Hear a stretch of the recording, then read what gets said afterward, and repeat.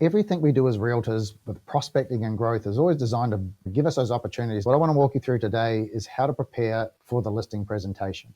I'm Aaron Hodson, CEO of Sellwell. We help agents grow incredible business by giving them great strategies and help them grow their business. So let's talk about preparing for a listing presentation. And this one kind of baffles me because we put all this work into growing our business. And then when we finally do get a listing presentation, the amount of preparation we do for it is mind blowing. Like, we really don't dive in to understand exactly what we need to do. We just show up and wing it. Now, these are such important meetings, and potentially every one of these meetings is a $20,000, $30,000, $40,000 appointment. We need to put the same amount of preparation into it. Remember, good preparation will outperform skill every single day of the week. So why is it important to prepare? One, it's getting the information, making sure that we understand exactly what we're going to be dealing with when we show up, really diving into making sure that we're prepared for any objection that can get put in front of us.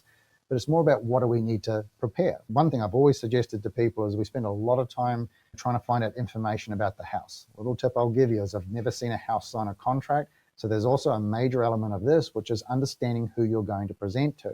So let's talk about preparing for the listing appointment. Number one thing is, what do you need to bring? What are you going to prepare about? And so number one thing for me is always going to be marketing pieces and getting them to understand exactly what you're going to be doing when you're marketing a property.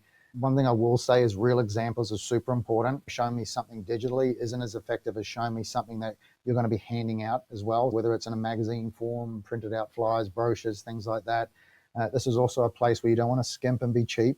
You really want to make sure they understand exactly what you're going to do. It gives them an understanding of the quality as well. Remember, a lot of the objections we get when we go to a listing appointment is we've generally given them a reason to ask. And if you haven't put the preparation in and shown them really good qualities, they're going to dig deep and ask how much money you're going to invest in marketing. Another big one for me is sales history. And this isn't just about properties that have sold. It's actually giving us some really good examples of things we need to be aware of. Days on market, how many properties have had price reductions, how long and how many price reductions did they have before the property actually sold. This just gives us a better way of showing some really clear examples when we're sitting down talking about pricing strategy with a potential seller, just showing them some of the risks that we can go into. It also gives you the ability to talk through certain scenarios about some of the downside of overlisting a property.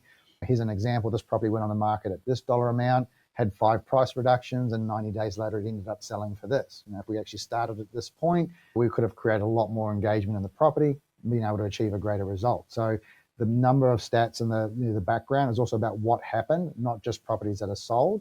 Also remember, what's on the market is a little bit different than what's actually sold. Something that's on the market and hasn't moved isn't a good example of a price gauge on their property, but sometimes it can be in a major asset. So if you do have something that's super close that maybe is a little aggressive in the market, I'd be using that as well to say, hey, look, this could be a great opportunity at the moment. Because we've got a property that's very similar to yours that is, it's been sitting there for 60 days. They haven't been lucky. So that might give us a little bit more flexibility to use that as some leverage. Direct competition. So making sure you've got all the stats. The other one is know your area. If you're uncertain about the property, you need to go view it. If I was going to a listing appointment and there was a couple of homes on the market in a very close vicinity, I'm going to go check them out. I want to know what their competition looks like, because this is what my direct comparison is going to be. So preparation, remember, get the numbers, get the stats, and what's happening through the sales process is super important as well. And the next thing I'm going to do is do a title search. If I'm going to a listing appointment, I want to make sure that the people actually own the home. I've been in this a couple of times before in my career where I've showed up, done a title search afterwards, and the people that I actually did the presentation with weren't even on the title. So doing a simple title search will just make sure you understand everybody that's involved in the decision. So that's a very important thing, making sure that if you're sitting down with a husband and wife and they're the only people on the title, these are the people making the decision. You might do a title search and discover there's a few other people on it as well. That also lets you understand there's more people making the decision. We are trying to put homes on the market, so we want to make sure that we're sharing the right information with everybody. The next thing I absolutely want to take to a listing appointment, I think this is so important in our marketplace right now, is a net sheet. I think as realtors, we sometimes get a little too lost on what the list price is. The number one thing we need to be discussing with every home seller is the net number that they're going to end up with. And I think gets confusing for a lot of people because we're so focused on that in sale price that all the little things in the middle become a little bit washed out because we're never focusing on that number that the seller is actually going to end up with. Also, it gives you the ability to eliminate some surprises along the way.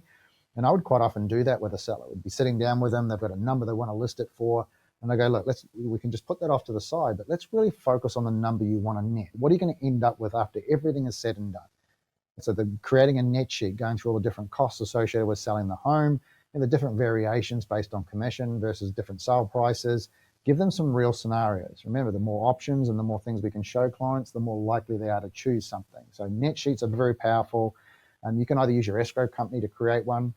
If you have a great relationship with an escrow company, giving them the address, they can create a very simple net sheet for you, which will be a little bit more accurate with the numbers based on closing costs, etc.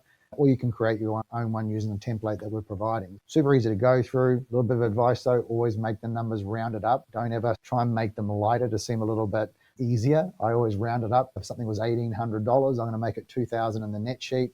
I want to give them worst case scenario. I don't want to be trying to make it too light and then have some surprises come in a little later. Net sheet, very important. We're actually understanding this is becoming one of the major points of difference in a listing appointment. It's the number that people really want to understand, especially if they're looking to buy another home. That net number is all they've got to work with. Also gives you the ability to get them to understand the commission and all the other costs associated with it. So net sheet, highly recommend it, almost insist on it. Neighborhood comps, we just briefly talked about that, but the comps for me are super important. Days on market is critical.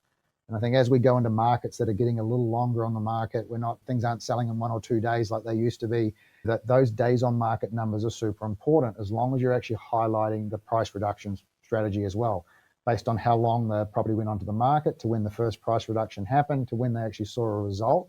Looking at those price reductions, looking at the amount that the price reduction is as well. Very handy thing to do is if somebody's listed their property and then they drop it $5,000, to see that there's zero impact on that. The more we walk them through those strategies about what's happened to somebody else, it's going to give you a little bit of a better understanding of how to handle that price reduction conversation with your seller. We've seen the examples. Somebody dropped it $5,000, got no results. They eventually brought it down $25,000, and all of a sudden they started to get offers. Remember, speed is our friend when we're selling property. The longer it's on the market, it just creates this environment of a very lack of motivation. So the quicker we change things, the quicker we're going to keep the motivation high, get the right result. And one thing I just add in here, one of the things I used to always make sure that I would say to my sellers is, look, you don't have to accept any offer that I put in front of you. Getting them to understand that is a big critical part of listing a lot of homes. There's a lot of people think if I list it for a certain number, I've got to accept that when it comes in. You don't. There's a lot of terms and conditions in the offers that'll play a role in that. Pricing's another big one as well. I always like to make sure I understand all the different price variations and a little variation either side of that property. Maybe go 10% below, 10% higher, so you can see what the competition is going to look like. Remember, you're going to a listing appointment and you never ever want to be in a situation where they ask you a question about a local property and you don't have the ability to give them the answer. We're representing ourselves as the local area experts. You are going to do this by the amount of preparation you put in before you show up to a listing appointment. And I'll say this without a shadow of a doubt, the majority of the listings that I got in my career were closed before I showed up because of the prep work that I put in. Understood a lot about the people, understood a lot about what they were trying to do, a lot of client profiling, understanding who I'm going to talk with. And then that gives me the ability to focus less on a show and more on what I'm actually trying to do in front of that client. Super easy. Please do not forget the competition. It's the only reason a home won't sell. Do the research on the competition. Make sure you get that really dialed in. We've got a listing intake form that we'd love you to download as well, which will actually just take you through those steps as well. It gives you the ability to go through, highlight the client, take some notes, make sure that you got your pre-listing kits and things like that in play.